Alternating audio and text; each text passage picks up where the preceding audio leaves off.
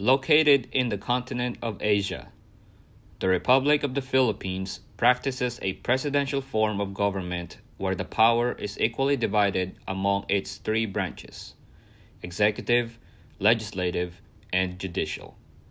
The Philippines is a beautiful place full of natural wonders. The people are welcoming, and the culture is rich and colorful.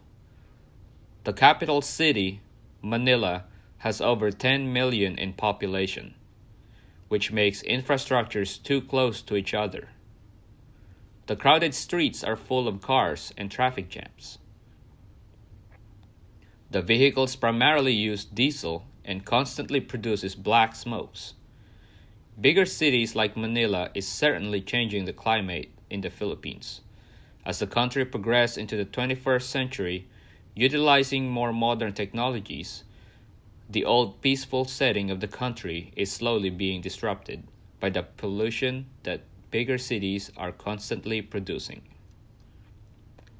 Fossil fuel energy consumption in the Philippines was reported at 61.99% in 2014. The CO2 emissions metric tons per capita in the Philippines was reported at 1.0555 in 2014, according to the World Bank Collection of Development. Climate change has certainly affected the Philippines. While the Philippines have been known to be susceptible to extreme weather, 10 deadliest typhoons have occurred from 1947 to 2014, and 5 out of 10 of those have occurred since 2006. Growing up in the Philippines, I remember covering my face while riding a public commute.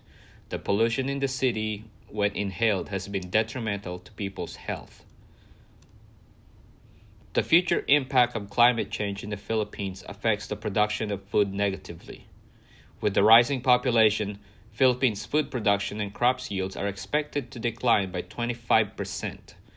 The predicted impacts will certainly affect the lower class people more than the rich, as shortage of food could lead to inflation and higher prices. If the government or the people does not advocate for change, malnutrition will rise even more. While it seems like the pollution is quickly making its mark in the Philippines, the government is committed in reducing its carbon footprints by 70% by 2030. In 2017, the Philippines proposed a plan as part of the Paris Agreement ratification.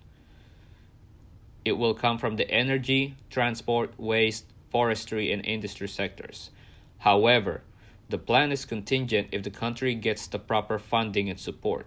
Scientists also says that the plan submitted by 140 nations would go some way towards tackling climate change, but it will not be enough to prevent the planet by warming over the projected number of 2 degrees Celsius.